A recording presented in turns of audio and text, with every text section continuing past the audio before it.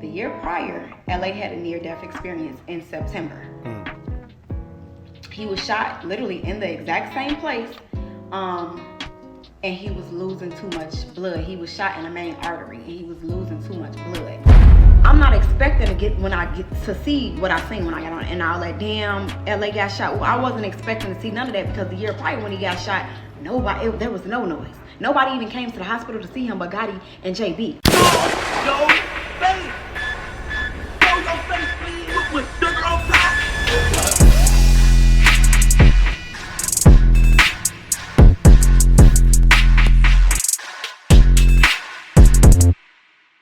Alright, y'all, now first and foremost, rest in peace to L.A. Capone, one of the most prominent figures within the drill culture, whereas if he was still here today, he would have definitely been a big factor within the Chicago music scene. Most people know of Lil Durk, of course, and would say that he's arguably one of the biggest musicians to come out of Chicago to this day, along with Chief Keef. We even get the typical debates about who's bigger between the two, in which I would always say Chief Keef, because without Keef, we wouldn't know about a lot of the other guys that came after, but that's another story. But whenever you mention the drill scene, you have to mention L.A. Capone, because even before Durk was who he is now, many people believe that L.A. Capone was up next. However, he would suffer the fate like most of them do and would end up losing his life way too early, as he was shot and unalive coming from the studio back in 2013. That whole story is crazy because some say he was set up, while others say he was mistakenly set up because someone may have dropped his location without realizing what they were doing. But one thing's for sure, we know that it was foul play involved, and unfortunately, another youngin' that was on his way to success was tragically taken away too soon. Now, many may or may not have known that L.A. Capone has a sister, and she has recently came out for the first time, revealing what it was like the day she found out her brother was shot and unalive. She will also reveal details pertaining to his passing that the public may have not even known, but she's more of a credible source even if y'all did, because that's his sister. On top of that, I didn't know, but according to her, he was shot a month prior or so in the same place he was shot at the time he passed away, which is crazy because I didn't know, but it will only confirm that they definitely wanted him gone at some point in time. I'm just surprised he wasn't moved or went to a different state or something like most of these guys do when they get into any type of drama or even worse, shot. Now, usually the parents feel Chicago is way too dangerous and get them out of Dodge once a situation like that happened, but then again, some people may not have the means to do so even if they wanted to. And this is why in situations like that, the kids end up becoming a product of the environment.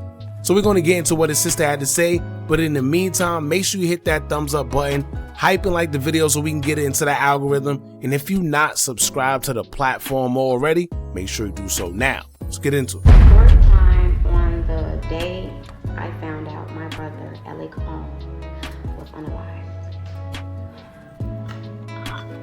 Okay, so I gotta give y'all a little backstory. I was staying with my auntie because a year prior, I decided that I wanted to reinvent myself.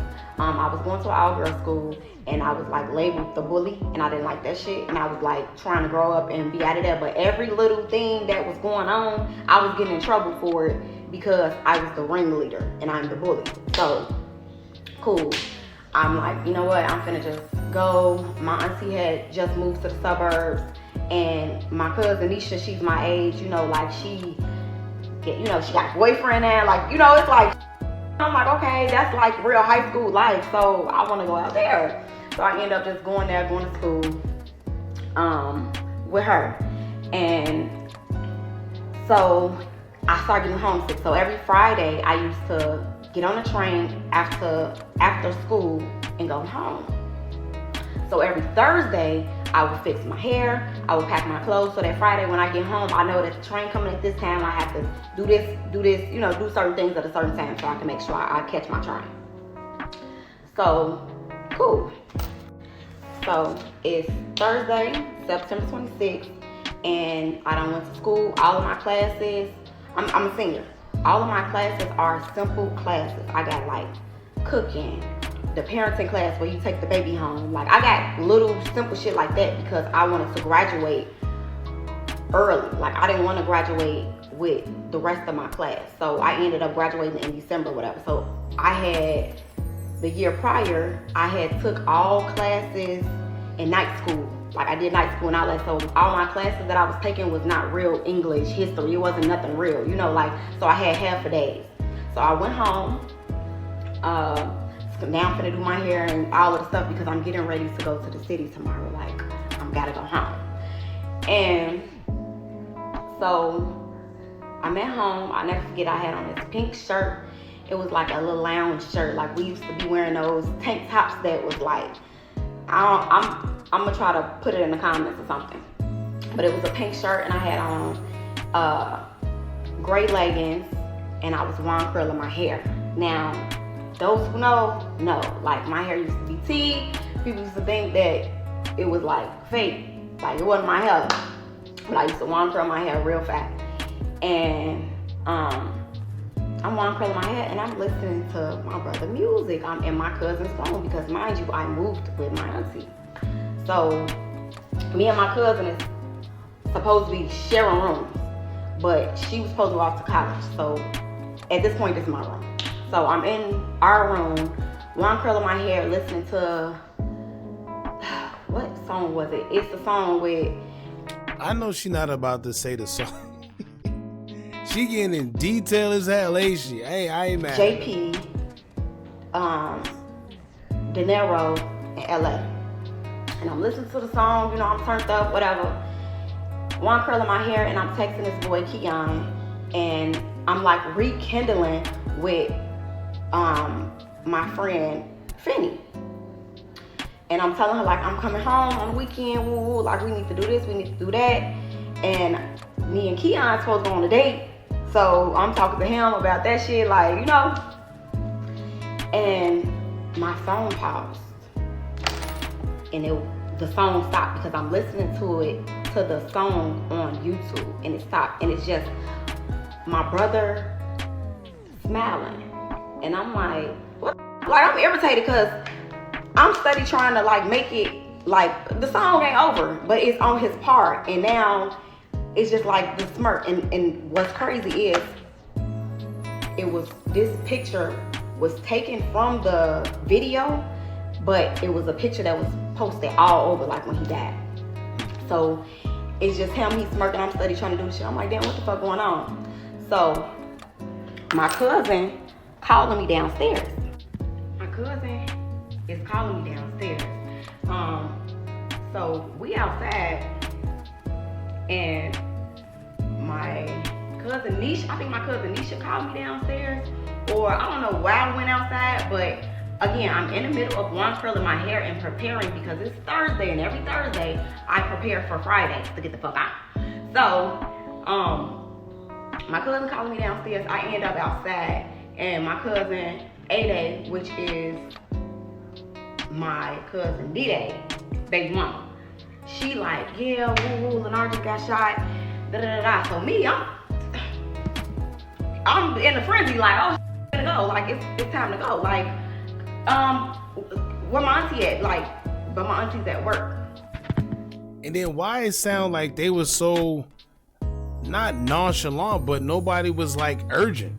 Like if I hear a brother, a sister, a cousin, anybody that I'm close with, right, immediate family, even if you're not immediate family, if I heard somebody shot, I'm gonna be concerned. I'm gonna be a little more on the panic side, right? Because I want to know if they're okay, like what's going on, and I don't know. So I'm in a frenzy, okay? They say my brother just got shot, and I don't know how to drive. I'm an hour away, and my auntie's at work. So my auntie ended up calling, and she like, yeah, y'all, we just gonna go to the hospital when he get out of surgery. What? The day I found out my brother LA Capone was gonna die. Okay, so now I've talked to my auntie, and she basically saying that we gonna go see him when he get out of surgery. And I'm not trying to hear that shit. Not even in the slightest. Now, in my auntie's defense, now that I'm older, I understand why she handled the situation the way she did, because the year prior, LA had a near-death experience in September. He was shot literally in the exact same place, and he was losing too much blood. He was shot in the main artery, and he was losing too much blood. And couldn't get in contact with my mom.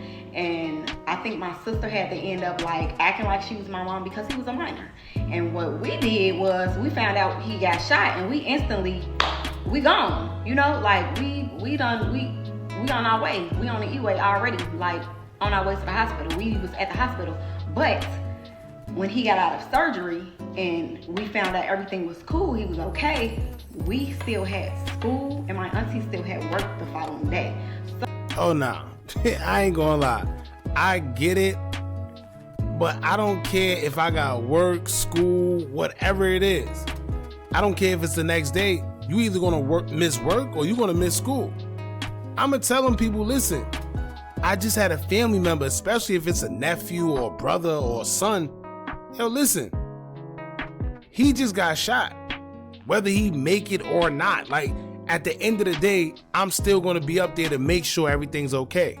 I don't care about work, right? But I guess what she's saying is the reason why they didn't rush up there this time is because the last time when he actually went, he went through surgery and everything was okay. But that don't mean everything's gonna be okay now, clearly, right? But at the end of the day, I do understand that some people are more, you know, when it comes to the work, but that is crazy. But how much of y'all knew already that he been shot prior to even being shot again? I didn't know that. So we had to take that hour and a half ride back home, because we had school and shit. So I get where she was coming from. Nah. I get what she was trying to do though. However, I wasn't trying to hear that shit. So when she said we was gonna see him when he got out of surgery, I got my black ass up and I started looking through my phone, looking at all my contacts, trying to figure out which one of my friends be driving, which one of my friends got booze that be driving. The dude Keon. Y'all gotta keep in mind too, this is 2013. All that Uber stuff, it wasn't a thing. So I seen somebody on a TikTok saying, well, why didn't she just get in the Uber? Well, clearly whoever said that, they gotta be young, right? This is 2013, before all the apps with Uber and Lyft and all that. It wasn't that easy. You really had to see if anybody can drive you. You had to really hitch a ride some way, somehow. Prime era, man. Keon was one of Leonard's friends from grammar school. So, and he hung out with my cousin Amari, and Amari and them, they used to be having they mama car. Like, you know, they used to be having a car. So I'm like, shit, let me see if Keon can. And then I told you I was rekindling with Finny, and she had just was telling me like, yeah, and then they got a car now. So now I'm texting her trying to see, like I'm trying to text anybody to see who got a car that can come and get me. And I ended up texting my friend at the time, Miyasha. Cause baby, Miyasha stayed in the car. Like her, I don't know, her booze, they always had a car. So I'm like, let me text Miyasha and see. I'm like, Miyasha, Lennar got shot. Can you please come get me from Nisha house? Or can you get me from the train station? I'm finna try to get on the train because my auntie saying that we gonna see him when he get out of surgery, and I need to be there. I need to be the first face he see when he wake up. So I'm looking for a ride. Now Miyasha telling me that she gonna try to get her mom's car. Now Miyasha, that was my girl, but Miyasha was a liar. So I wasn't putting all my eggs in one bucket with depending on Miyasha to come and get me. So I'm still texting and calling people and trying to figure out. Now I'm pacing, y'all. Like my heart is in my ass because I don't know, this weird feeling just came over me. Like I couldn't sit down. I couldn't think straight. Like I'm pacing. I'm walking. I'm outside just walking back and forth now at this point. Like walking back and forth, trying to look, through my Instagram, trying to see who I know, like who can come and get me. So I'm on the internet. I'm trying to get my mind off the situation because I'm pacing and I just don't know what to do with myself. And mind y'all, I don't know people from 600 at this point. Like, I don't know who these people is. The people who I crossed paths with prior to was Buka, McAdoo, Tay, Jesto, D Rose, and I knew Mina, and then I hung with Gotti. So I'm not expecting to get to see what I seen when I got on, and all that damn LA got shot. Well, I wasn't expecting to see none of that because the year prior when he got shot, there was no noise. Nobody even came to the hospital to see him but Gotti and JB. Oh, see, and this is why a lot of times when you hear friends, oh, rest in peace, this on LA, on Capone, on this, on that, when you really find out the tea from the family, you kind of realize that it's not what people make it seem. And it's always a situation like this where we thought one thing and it's something else. Here's what she said. First of all, I didn't even know, and I'm pretty sure a lot of people didn't know, that he got shot a year prior in the same spot. But she's saying prior to that, when he did get shot that time, nobody showed up for him but a selective amount of people, in which those same people to this day, we hear them saying LA Capone, rest in peace, or got tattoos of him. Real friends. The year when he died, everybody was at the hospital. Everybody. I guess it's because he made a name for himself at this point. Like, so now he buzzing his music and shit. So everybody fucking with him. So everybody at the hospital, so the internet didn't help me at all. So now I'm really freaking out. Like, what the fuck? Like, it's this too much for me. So I go outside and I'm talking to my cousin 8A, and she's saying like, don't worry, you know, he gonna be okay, just like last year, like he good, he got this, you know, like she's trying to make me feel better about the situation. And it wasn't really working, but you know, I appreciate her trying. And so I started looking for my phone. Now I'm looking for my phone. I pick up my phone and I have 1 million missed calls. Okay, so I find my phone, I pick up my phone, I got 1 million missed calls. Of course, my brother is shot. A lot of people are trying to get in contact with me to see what's going on. However, the mass majority of the calls is from Gotti. I still haven't talked to my mom or none yet. So let me give y'all like a little background on me and Gotti's relationship at that time. So me and Gotti was like besties. Like literally, we shared clothes. I didn't have a bed. I had a mattress. It was on the floor, and baby, me, her, and LA slept in that bed together. Like, honey, you know, like that was my people's. Like, you know, like, and then I had a different type of love for her after my brother got shot the first time, because she ain't played. Like, I couldn't. She ain't play. She did not play about LA. Like, and just seeing how she handled him the first time he got shot made me respect her on a whole different level. So it's safe to say that Gotti, for y'all that don't know who she's referring to, she's talking about Gotti, right? Gotti is, or no, my fault. Gotti was THF 46 Little Law's girlfriend. Even though that's still his baby mother, they're no longer together. That's a whole nother story. But she was one of the ones I was referring to earlier who got the LA Capone tag. To this day, she still rides for LA Capone no matter what. And that's Gotti. And his sister is saying, yeah, she was one of the ones that was there from the beginning. She didn't play with LA, and she was there the first time he got shot, not the second time like how everyone was, because he seemed to have had a name the second time around. So now Gotti called her. And before Gotti was G Gotti, she was here with the pretty eyes. And that's what I had her number stored as, and she used to always use pink hearts before she started fucking with Rondo and was using green hearts. So I had like these hearts next to her name, and she calling and I answer, and she yelling and screaming at the top of her lungs. And I figured she was frustrated with me because we have the same sense of urgency when it comes to him, and I wasn't answering. I assumed she just was frustrated because I wasn't answering. And so she yelling and screaming, what the f you doing? Why you not answering the phone? I'm steady calling you. I just called you 1,000,000 times. Da, da, da, da. And for a minute, she yelling and screaming at me like at the top of her lungs. And then she calmed down and it's like she just kept saying, bro, LA got shot, bro, LA got shot, bro. They saying LA got shot, ooh. And I'm just like,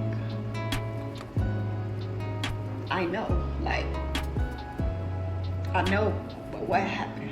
Like, what happened? And I'm asking her what she at and shit. She asking me where I'm at. And I'm telling her, like, I'm trying to get out there, but they ain't looking good. And I'm just like, bro, just keep me updated. Just let me know. Just let me know what they saying, cause I can't find no ride and I'm an hour away. And I don't know who can, get me. Y'all gotta give me a minute. Part 3, on the day I found out my brother, LA Capone, was unalive. So, after I talked to Gotti, she just basically let me know that she was waiting on her rides to get up to the hospital and she was gonna let me know whatever they say when she get there. And I'm telling her like, just keep me updated, bro. I'm still finna try to find me a way out there, but it's just not looking good. Like, I'm getting frustrated with that whole situation. So now I'm still sitting, trying to figure it out. I'm on the internet scrolling, and my auntie walked through the door. And I guess she could tell that I wasn't feeling that, but she was still like, we gonna go see him tomorrow. As soon as he gonna get out of surgery, tomorrow we gonna go there, and then we just gonna stay there for the whole weekend. And like she telling me like the plan. Nah, I'm sorry. Listen, auntie, you cool and all, but nah. Because let me tell you, when somebody gets shot, whether they got shot a week ago, whether they got shot months or years ago, you never know the outcome, right? Some people, fortunately for them, they survive. But a lot of times they don't.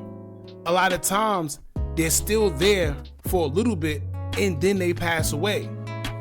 And to think the regret you would have if somebody passed away and you may feel that maybe they was looking for you in the hospital before they did. And sometimes people put their own self in certain situations where they feel like, damn, I could have did this and made it better. Or maybe if I was there, things would have went different. Who knows, right? Ain't no job, ain't no school that's gonna stop me from seeing a loved one if I heard that they were shot. I'm sorry. Like, what we gonna do?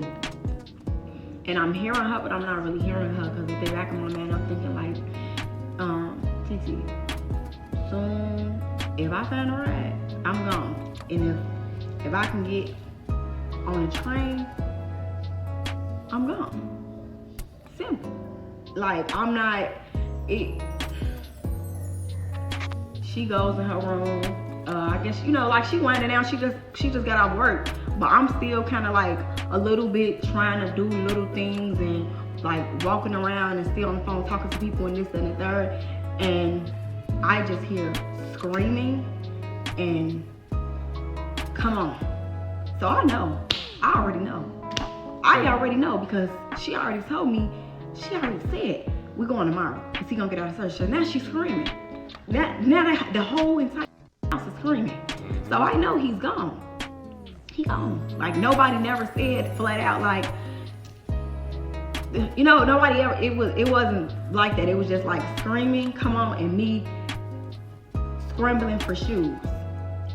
Y'all know, I don't know if y'all ever lost a loved one, but it's very traumatizing because it happens just like that. You get a call, then you hear screams. Nobody really knows what's going on. You just hear screams. And you kind of already know once you hear them screams. Them screams are very, very chilling. Quick story, right? I lost my great-grandfather on Christmas Day in 2008. He went to the hospital on the 24th. On the 25th, that morning, my aunt got a call and all you heard was screams. At that point, we kind of already knew what happened. And like I said, that's a scream you don't ever forget. Because I could not find my shoe. I was the last one out the door.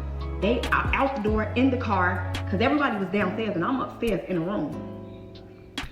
And they in the car. I'm trying to lock the door. I ain't got no shoes on. I have on one shoe, one flip flop, cause I couldn't find my other Ugg. And we on the E-way and we are screaming. We are screaming for like 15 minutes, y'all. Like I'm not even. I can't even. I was finna say 5 minutes. It's at least 15 minutes because the path, the amount of time it takes to get from my auntie's house at the time to the E-way. At this point, we are screaming. We are on the E-way. It's a little way.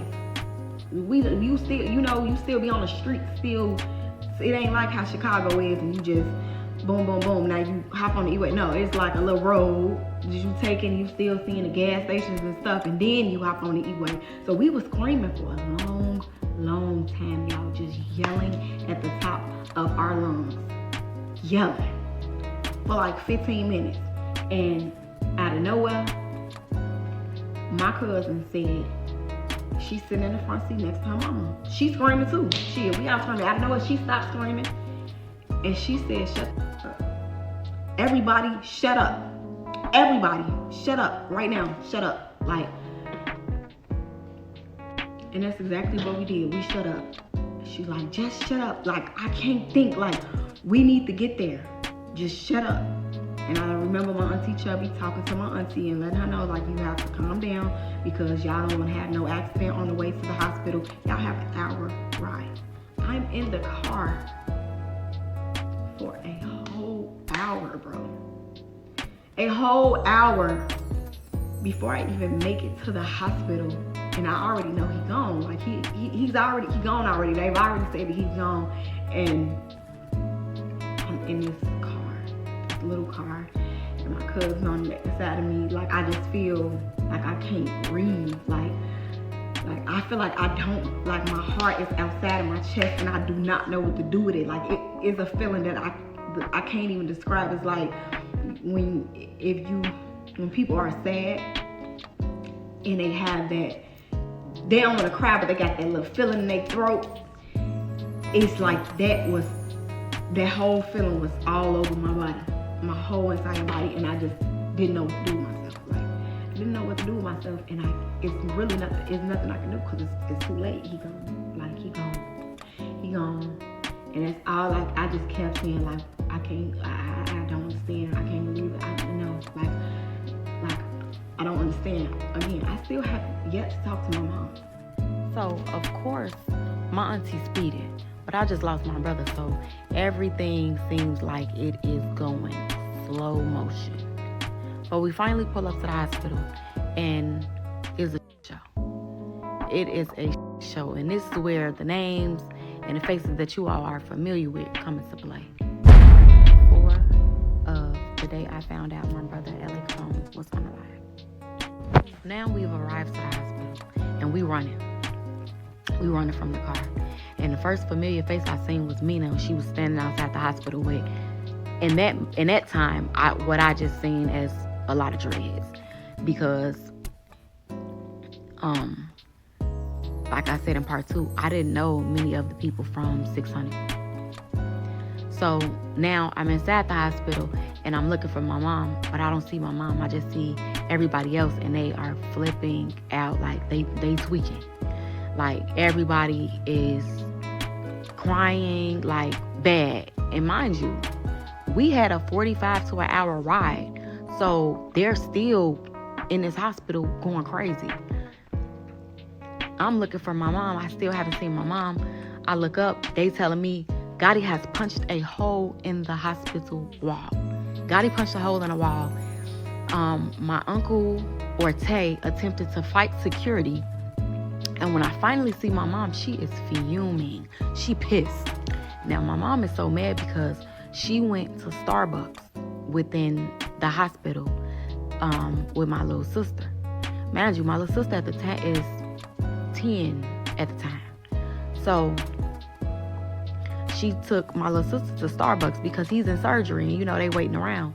But I guess while my mom was at Starbucks, the doctors and stuff came out and gave the news to the rest of the family that was sitting around waiting. They didn't speak to my mom. Wow.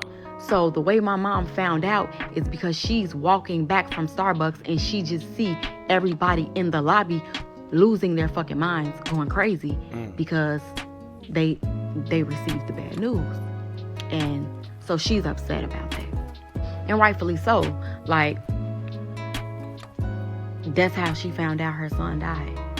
By walking in on everybody going crazy, punching walls, doing all type of crazy shit. So my mama is pissed off. She mad as hell. And now they saying we can't see him. And me, I ain't going for none of that. And my mama not either. So we sitting around still trying to wait and see if we can see him. And of course, everybody who's there want to be able to see him. But they saying like, no, we can allow the parents and the immediate family. See, I never understood that part neither. I mean, I get it. You want to see a significant other. I just can't fathom that.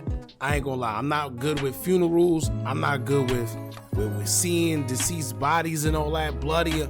I'm not cool with that. But a mother's love, a sister's love is different. So I understand it. It's just crazy, man. Very unfortunate, but I can only imagine the feeling. So now they asking, where are the parents? My mom step up.